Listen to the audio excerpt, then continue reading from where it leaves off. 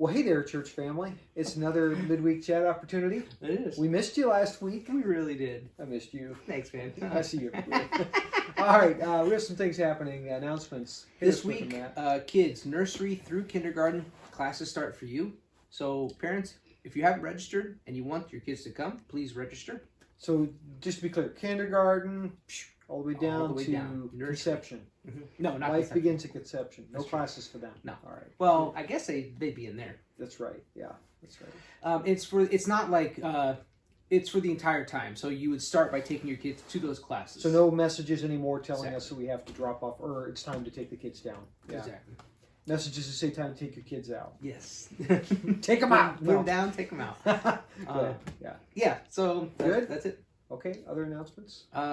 There's a kids volunteer session, May 16. Training, Thank you. children's ministry, This is our second take, so training. I don't have my notes on this take. Why do I know this? Because you listened so well. I did the first time. Yeah. What else? May 23rd, a couple things are happening. Oh, Maria Tukolsky and Stephen. It is a wedding shower for Maria. Great. Mother's Day is this coming Sunday. Hey, that's right. Yeah. And so, great day to honor whatever mother in your life. I don't know why you're laughing at the mothers.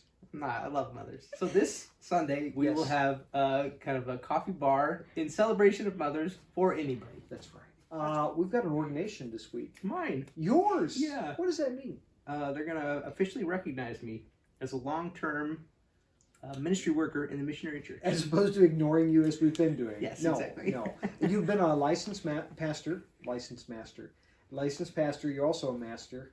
That's true. And we are now upgrading your status to Reverend. Full partner in ministry. Yeah. No, it's really a recognition that ministry is your calling. We're affirming you as your church, your local church. So to do that, though, we're also having Joe Wenger, our district superintendent, come in, and he'll be with us on Sunday as well. So on your best behavior, everybody. Yes. Joe's going to be present, and Diana as well. Okay, so that's coming, and that won't be the whole service. I'll still speak from Acts, and then that will be at the end.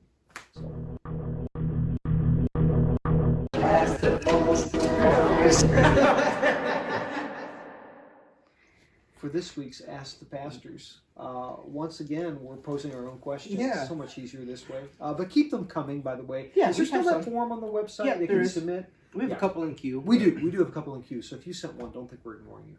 But we want to talk about something. Go ahead. yeah, since we have a membership luncheon coming up, May 23rd, Yeah. wanting to see if you have any thoughts on membership broadly. I believe in it. I think it is church good. membership. Yeah, I do. But even in the way we sort of approach membership here, sometimes we can give people the impression like we don't care who you are or how long you've been around, be a member. And we do think membership, the concept of it is biblical. It's sort of covenant oriented. It's a covenant oriented thing to do for people here in the church, to make a kind of a commitment to a church. It's not quite the same as marriage or anything like that. People move away and sometimes move on, and that's fine. We get that. But while you're here and you're a part of the church, it's a way for you to sort of officially commit to the church as your local church, and for the church to also sort of reciprocate that in this membership status that we have. Now, there are like some real nuts and bolts privileges of membership, one of which being there's a level of like involvement you can have past that you cannot have until you're a member, so we reserve like elected offices, elder, church board, trustee board, care group leaders as well. Yeah. But the other thing that you can do as a member, technically speaking, is that you have a vote in business of the congregation. If there's some facility things coming up on the horizon, as there could be, or if there's perhaps a change in pastors, which I don't think there's going to be, not planning on it. Those become situations where having a member vote can be important, even if we might, on a real big decision, want to also hear from the non-members, but we still would want to kind of know what the membership is saying. But aside from that, it's also, our process of membership does a couple of things. I mean, one, at the luncheon, if you've ever been to one, or if you're planning maybe to come to one, it's an opportunity to learn about the church and its values, and kind of how it's structured, and the different leadership boards, and kind of who does what, and kind of who's responsible to whom, and where people like you and I fit in the mix of that, and all that good stuff. You learn that in the class. Beliefs. And the beliefs, too. Just being clear that, we are not a city unto ourselves. We are a member of the missionary church, and with that comes a commitment to the doctrines and practices of the missionary church, which we have in these documents, articles of faith and articles of practice. So you get a chance to learn a little bit more about it there as well. What else? Well, you were just kind of saying our process of membership. So this is what happens at the luncheon. Yes. Oh, before you get to the luncheon, though, maybe we've kind of framed it in our announcements and our little blurbs that we'd like you to be attending 6 months. And what we mean is that not just that you've made an appearance once every 8 weeks for 6 months, you're a regular attender, is whatever that looks like, but hopefully more than once every 8 weeks. That you're really here, you're known, we know who you are, you know who we are. And we throughout the 6 months, it's not a hard and fast rule. Particularly if someone maybe came from a similar church, another missionary church, we might be a little bit more willing to kind of go a little faster. But generally, we think that's enough time for you to get to know us a little bit and us you. And we've sometimes we see people come and they show up and they think we're great for the first few weeks. They're real hot about yay, Redeemer, like a stick of gum. It tastes really good. Yeah, I was thinking of that exactly. A stick of gum. Yeah. Okay. And then after you chew on us for a while, we're flavorless. Yeah. That doesn't work. No, but there's an initial sort of maybe enthusiasm, and then you hear me say something really dumb, or you also say something dumb. Welcome people with the word welcome 7 times in 29 seconds. I was on point. Just theoretically. Right. So then you realize this church isn't perfect. And so that's why it's good to have a few months to get to know us, sort of a break-in period. So we loosely hold to that, just so we don't get kind of 6-week wonders coming in and saying, hey, I'm in. And then they have buyer's remorse 5 months in. Yeah. Okay. Well, I think you're talking about some of the benefits of membership. So some of those practical things. Yeah. Then at the membership luncheon, opportunity to get to know us. And we kind of affirm you as part of our body. But then I think it's also kind of like a promise from us as leaders to kind of care for you, hold you accountable, encourage you, be available to you. So they're blessings, I guess, Yeah, listen, we're not a cult in the sense that we're not going to control anybody's life. Yeah. But we are a family, and we think scripturally there are sort of roles assigned to a church that they are to do for one another. And some of that is to the care of souls.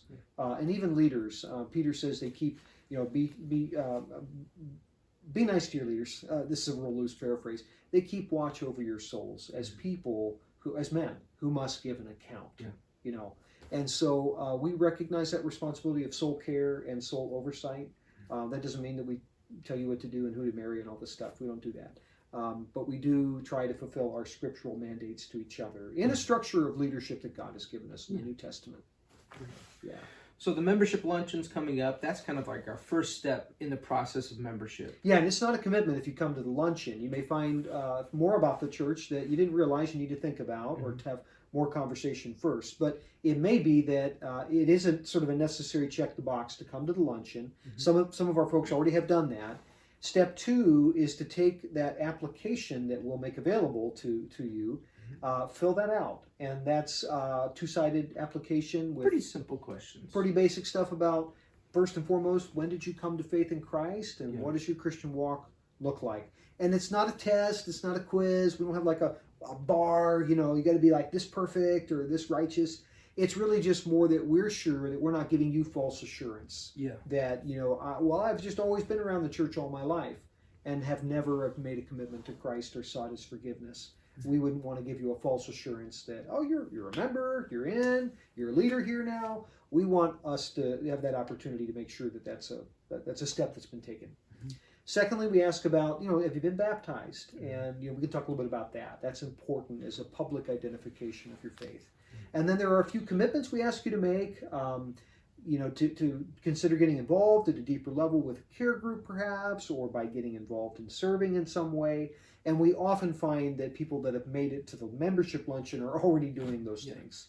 And then I think the last part of the section is a series of statements we ask you to affirm, that some of which involve doctrines and beliefs of the missionary church, and some of it is an appropriate biblical submission to leadership and to even processes of church discipline, should that ever become necessary. We hope not.